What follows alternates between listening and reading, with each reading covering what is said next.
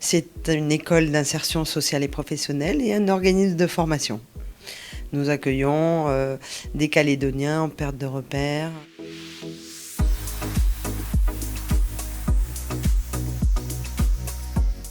Nous avons plusieurs parcours. Le parcours phare de l'école, c'est le parcours Réussir, qui est un parcours de 9 mois et qui aboutit donc dans le premier objectif est l'emploi direct.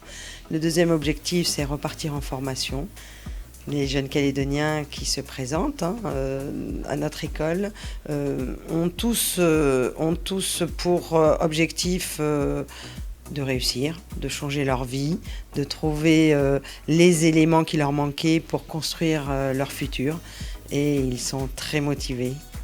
L'école de la réussite propose également un parcours de remise à niveau, un parcours de coaching pour les jeunes diplômés, un parcours BNZ pour Bourse de Nouvelle-Zélande, mis sur pause à cause de la pandémie, ainsi qu'un parcours axé sur l'illettrisme pour les demandeurs d'emploi et les entreprises.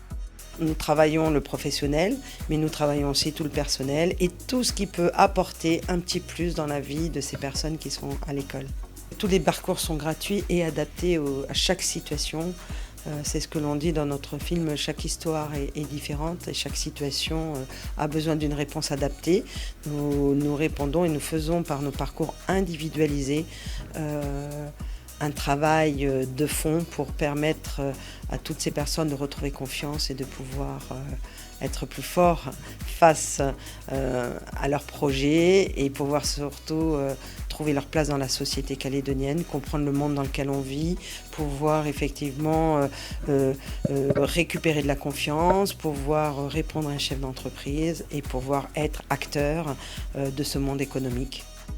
J'ai obtenu mon baccalauréat en 2019 et après ça j'ai eu beaucoup de mal à trouver un emploi parce qu'avec un seul diplôme je me suis dit pourquoi pas acquérir des expériences, faire des stages pour avoir des expériences, des compétences dans un métier. Donc j'ai entendu parler de l'école de la réussite et je suis venue suivre le parcours Réussir. On a des cours d'économie, de vie économique et sociale. Donc on nous apprend à gérer un budget, on nous parle des impôts, voilà vraiment des choses de la vie active. Donc on est très accompagnés là-dessus. Ensuite on a aussi des remises à niveau en maths et en français. Donc c'est vraiment un accompagnement complet. On a également un accompagnement personnel, donc on a des entretiens à peu près tous les jours. Et ce que ça m'a apporté, moi j'ai gagné beaucoup en confiance, en maturité. Je suis arrivée ici, j'étais une gamine mentalement. Je pensais qu'à m'amuser et aujourd'hui, je me suis rendu compte que j'ai un avenir à construire, que je dois me donner les moyens, donc que je dois gagner en confiance et c'est vraiment ce que cette école m'a apporté. À côté des parcours offerts, l'école de la réussite a également créé un projet, du tabou à l'émancipation, portant sur les menstruations. Les intervenants sont partis d'un constat. Les règles peuvent parfois être un frein important dans la vie d'une femme, surtout lorsqu'elle manque de connaissances sur le sujet ou de protection hygiénique adaptée. Alors en 2020, la mission de la condition féminine a lancé un appel à projet, donc la province 1, un appel à projet sur les inégalités entre les hommes et les femmes. Nous avons eu l'idée à ce moment-là de pouvoir présenter ce projet du tabou à l'émancipation, qui est un projet qui permettait d'offrir à nos jeunes femmes, puisque nous avons 80% de femmes dans cette école, d'offrir des kits hygiéniques donc pour les règles, lavables et réutilisables. Les objectifs : améliorer la connaissance sur le fonctionnement du corps, redonner confiance et pallier une iniquité économique, car les protections hygiéniques ont un coût qui peut peser lourd dans le budget. La précarité menstruelle, c'est le fait de se retrouver dans la situation de ne pas avoir les moyens de s'acheter des protections hygiéniques. C'est évident que la situation est assez dramatique pour certaines femmes, notamment celles qui vivent dans les squats. Les avantages des protections hygiéniques lavables et réutilisables sont nombreux. Elles sont économiques, écologiques et plus confortables.